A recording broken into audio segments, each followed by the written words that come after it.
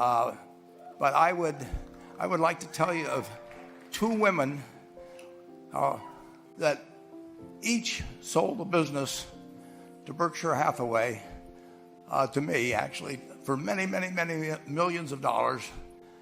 Both of them started with $2,500. By a coincidence, it was the exact same amount. It was everything they had in the world.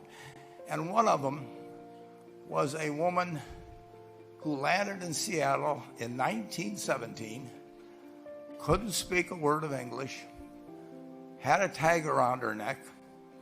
The tag said, Fort Dodge, Iowa. The Red Cross got her to Fort Dodge, where she was reunited with her husband, who had come to the country a couple of years earlier. And she lived in Fort Dodge for 2 years, and as she put it, she felt like a dummy. She couldn't pick up the language. She couldn't learn a word.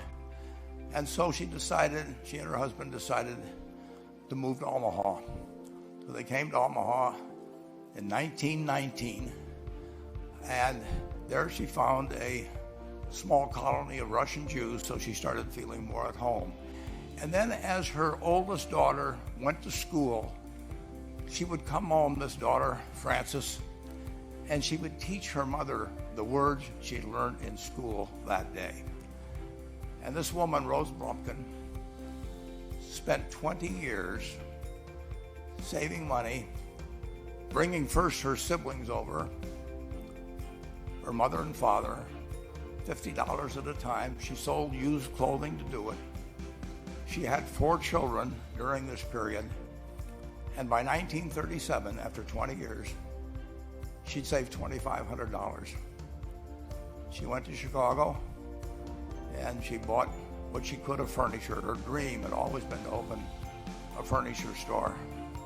And this woman who had never gone to school one day in her life, with $2,500, but with the same spirit that the people in this room had about having a dream and working to accomplish that dream, she built a business which she sold to me in 1983 for $60 million approximately, and which did $1.5 billion worth of business last year.